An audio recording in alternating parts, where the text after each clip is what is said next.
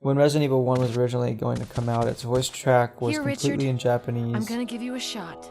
Hang in there. Man, that would suck. Shoot him in the balls. With a shot. Here's my radio. Like, Take it. I'm...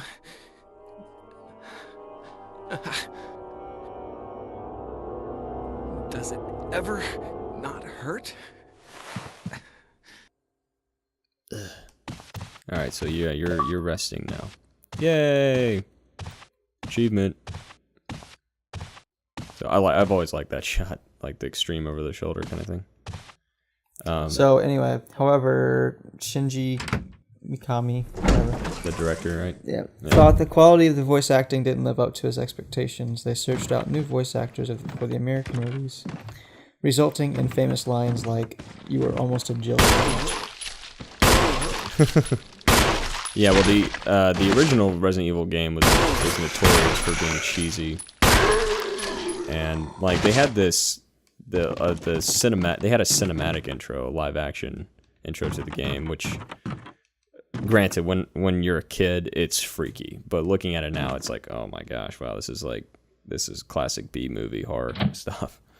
Yeah. I would almost go as far as to say it's like C horror. George Romero once wrote a Resident Evil movie script. Oh, cool. I'm not surprised. He's like the master of zombie movies. That's all he's ever done. You know, I actually met him. Oh yeah. Yeah, I went to the screen. I went to the premiere of his Cinema Verite one. They actually never ended up. They never used it. They scrapped that script and used Paul W.S. Anderson's. Yeah.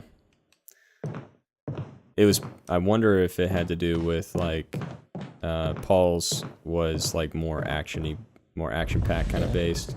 He did make a Japanese commercial for Resident Evil 2 though. Oh, cool. Oh God. Which we got attacked from behind. Which our knives will never work that way. Shoot him in the balls. That was close. That was. God, that's It's like, freaking. like those. he like flashback. Yeah, I know. Come on. What's up? You would think What's Chris would have heard. Oh yeah, all the gunshots going on in this place. It's like, come on. Well, this is I mean, it's just not the mansion. Gosh, really? Missing shots, Jill. It's just not the mansion. It's the It's like the huge compound, as we'll discover. So Resident Evil was inspired by Sweet Home. Sweet Home was an NES game based around horror. Oh my gosh. NES game based around horror. Yeah. Yeah, it was. It could be most accurately described as an RPG, very much like Dragon Quest. However, the main focus was on party management and the game's interesting permadeath system.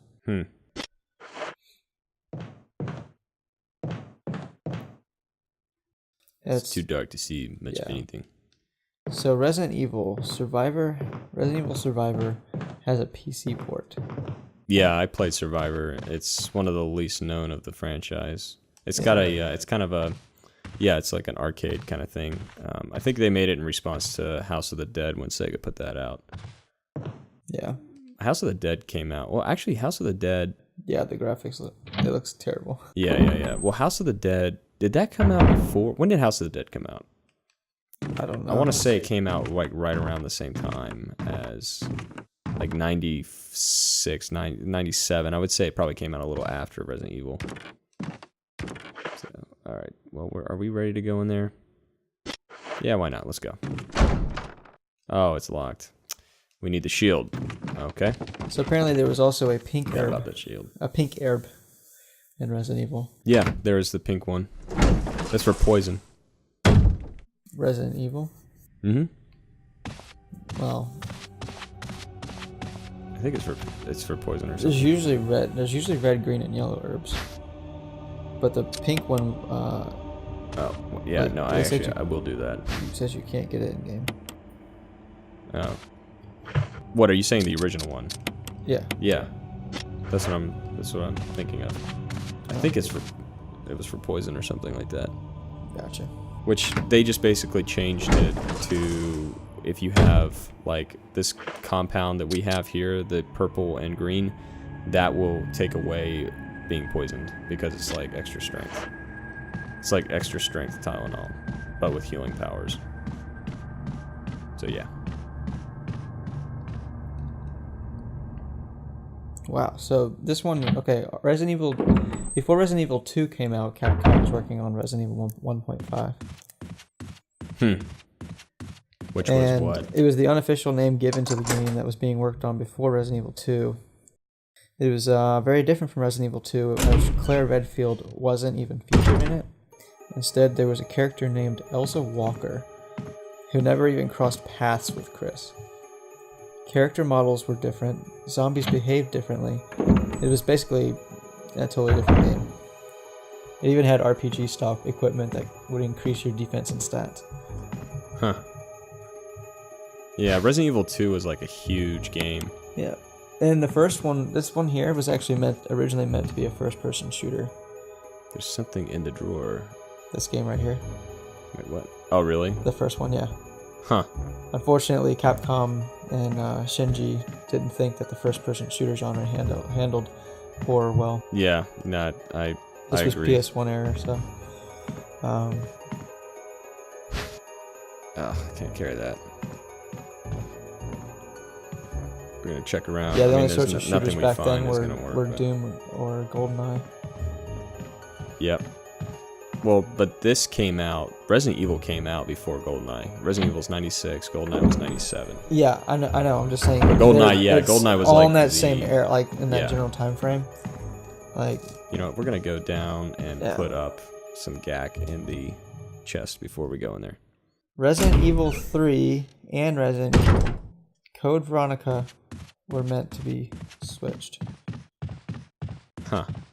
Well, they originally had it. It was Code Veronica, and then they like redid it, and it was Code Veronica esque. Oh yeah, let's read Wesker's note here. I left some bullets in the room on the right. Feel free to use them if you manage to get yourself in trouble. Oh, it's Barry. Never mind. Very. That's a note from Wesker when you're playing as Chris. So after Resident Evil 2, Capcom decided that they would work on two separate Resident Evil games at the same time. Resident Evil 3 and Resident Evil Nemesis. Nemesis was supposed to be a spin-off game which recapped events leading up to Resident Evil 2. And Resident Evil 3 was supposed to continue the story utilizing a next-generation graphics engine. Unfortunately, Capcom had entered into an exclusivity contract, of course, with Sony, yeah. which forced them to release a numbered title on a Sony platform.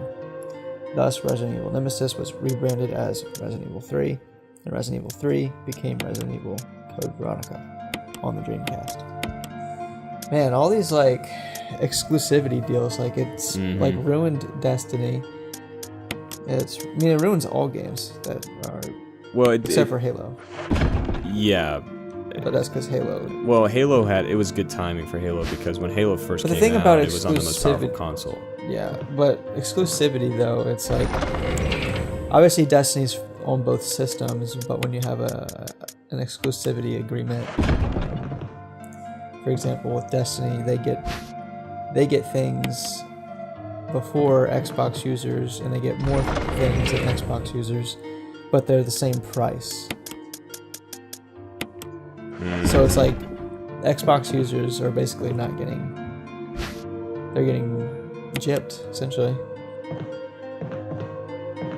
Yeah, well, the thing is, it definitely limits the developers, like what you just read. You know, they were trying to, they had bigger vision for the game in its infancy than what they were able to do in the limiting factor on just PlayStation. I mean, even though Resident Evil 2 was like a big game and it's a double disc game, which that was like really, the only other games at that time that were like Final Fantasy, and so it was like a huge game for its day, and like it was like one of those games that kind of broke records and set a precedent, kind of the bar went really high in it. Like Resident Evil really blew forward, and compared to like really the graphics compared to the first game were so much better. Like they really did, they like pushed what the PlayStation was capable of to pretty much the max.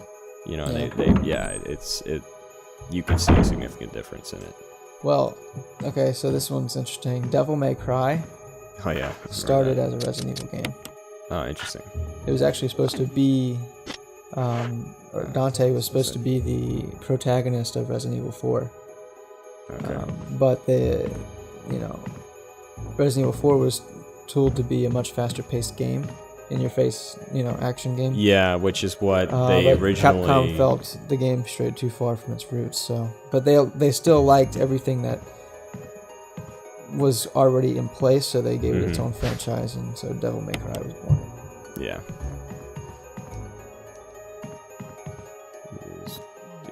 Anything else over here? These sheets. Huh. Ew, that's weird. That means someone woke up as a zombie one day in this room. Oh wow. Oh wait, never mind. Just kidding. What? I thought they were remastering all the other games too. Man, I just hate having no space here. They said there's like a picture of Resident Evil HD Remaster arrives, and they have a picture of Resident Evil 4, and it's like. Now, here's a little bona fide piece of trivia. They actually somewhat did remaster Resident Evil 2 and 3 for PlayStation 3. Or,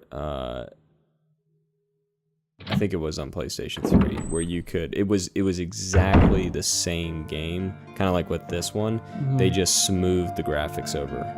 But it's still, like, it's not a remastered as this game is compared to the original Resident Evil, like completely new.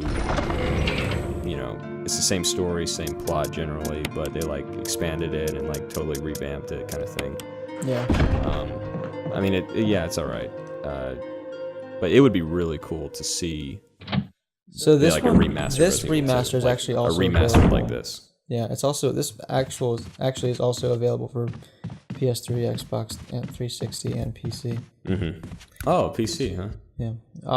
So here's some more facts about this one, about the franchise Dewey. There was an original roster of characters that didn't make it into the game. One was Geyser, a large muscular man with a cybernetic eye, and Dewey, a character with a sense of humor inspired by actor Eddie Murphy. Huh. Developers originally planned to make Dewey an unlockable character in the first game, but his character was scrapped. Jill. Barry, I didn't mean to get you that excited. Right. Anyway, you should read this. Wow. I should read it? Researchers will. The letter is slipped inside. The top part of the letter is torn off. The rest of the letter is legible. Alma, I have tried to survive only to see you again, but my efforts only delayed the inevitable. I am infected, and there is no cure for what will follow, except to end my life before I lose the only thing that separates me from them, my love for you. In an hour, I'll have entered my eternal sleep where there is peace. Please understand. Please know that I'm sorry. Martin Crackhorn. Crackhorn, quite a last name. What do you make of it? Well, I guess we were right about this mansion being quite unnatural. You have a way with understatements. You have a way with saying the obvious very Where's late. the part that's torn off? Well, my only guess is that it was the most important part, and somebody didn't want anyone to see it. Let's continue our investigation. Yeah, keep continuing it. Yeah, because, I mean, how are there freaking zombies? I like that model of the brain over there. It's like, okay. The water tank smells like something once lived in there. Perhaps someone was using it to raise some kind of creature. For fishing. It's funny, her whole outfit kind of reminds me of, like, Various outfits in types of fish. GoldenEye. Yeah, kind of. Okay. I mean, but it's very Japanese in nature. Oh, yeah. You can just tell, like, art direction. It's Raccoon full of City various doesn't really have a location. Yeah, it's Raccoon City is a fictional city, like it's like a we know city, that but it's a large. Somewhere It's in more the of like US a large Midwest, but yeah. Oh yeah, give me that. Looked up. I can't take it. Oh yeah. Oh yeah, I've got to combine those because, man, Alright, so Let's say how old is Jill during these games? nothing happens. Yeah, okay. I would say she's 27. 23. Okay. I forgot. It's actually noted in the original manual.